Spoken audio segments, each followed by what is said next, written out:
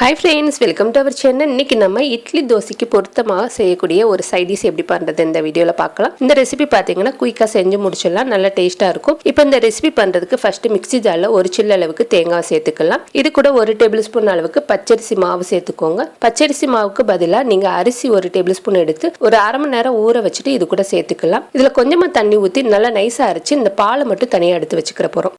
அடுத்து கடாய் ஹீட் பண்ணிட்டு ஒரு 2 டேபிள் ஸ்பூன் அளவுக்கு நல்லெண்ணெய் இல்லைன்னா கடலெண்ணெய் சேர்த்துக்கோங்க. இப்போ இது கூட 1 டீஸ்பூன் அளவுக்கு கடுகு சேர்த்து நல்லா பொரிஞ்சதுக்கு அப்புறமா 1 டீஸ்பூன் அளவுக்கு சோம்பு சேர்த்து நல்லா பொரிய விட்டுடலாம். இது கூட சின்ன வெங்காயம் ஒரு 30 பீஸ் அளவுக்கு எடுத்துக்கோங்க. இந்த ரெசிபிக்கு சின்ன வெங்காயம் நல்லா டேஸ்டா இருக்கும். ஒரு 20 30 பீஸ் சின்ன வெங்காயம் சேர்த்துக்கோங்க. 7 8 பல் பூண்டு கட் பண்ணிட்டு சேர்த்திருக்கேன். 2 பச்சை மிளகாய் ஒரு கொத்து அளவுக்கு கருவேப்பிலை கட் பண்ணிட்டு சேர்த்துட்டு நல்லா பொன்னிறமா வர வரைக்கும் வதக்கிடலாம். நல்லா வதங்கினதுக்கு அப்புறமா ஒரு 5 6 மீடியம் சைஸ் தக்காளி கட் பண்ணிட்டு சேர்த்துக்கலாம். இது கூட கொஞ்சமா மஞ்சத்தூள், தக்காளி வதங்குறதுக்கு 1 டீஸ்பூன் அளவுக்கு கல்லுப்பு சேர்த்துக்கோங்க. கல்லுப்பு சேர்க்கும்போது தக்காளி குயிக்காவே வதங்கிடும். இப்போ இதை லைட்டாக மிக்ஸ் பண்ணிட்டு ஹை ஃப்ளேமில் ஒரு 5 நிமிஷம் வச்சிருங்க.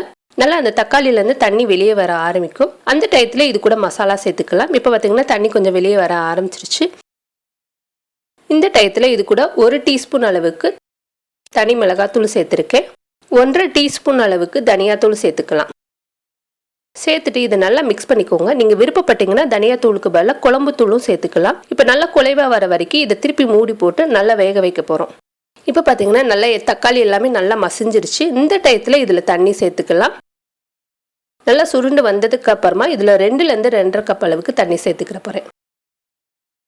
இப்போ தண்ணி சேர்த்து நல்லா கொதி வரட்டும். கொதி வந்ததுக்கு அப்புறமா இதை மூடி போட்டு ஒரு 10 நிமிஷம் சிம்மில் வச்சு கொதிக்க வச்சிருங்க. நல்லா கொதிச்சு எண்ணெய் பிரிஞ்சு வரணும்.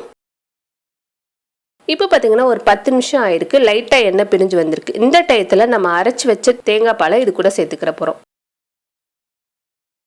இப்போ தேங்காய் பால் எல்லாத்தையும் சேர்த்துட்டு திருப்பி ஒரு 5 நிமிஷம் கொதிக்க வச்சா போதும். குயிக்காக அந்த ரெசிபி ரெடி ஆயிடும். இப்போ பார்த்தீங்கன்னா ஒரு 5 நிமிஷம் நல்லா கொதிச்சிருச்சு. டேஸ்டியான தக்காளி குழம்பு ரெடி ஆயிடுச்சு. நல்லா சூடாக இட்லி ஊத்தப்பத்துக்கு நல்லா டேஸ்ட்டாக இருக்கும். கண்டிப்பாக ட்ரை பண்ணி பாருங்கள். இதுக்கு மேலே கொஞ்சம் கொத்தமல்லி சேர்த்துட்டு நம்ம இறக்கிடலாம்.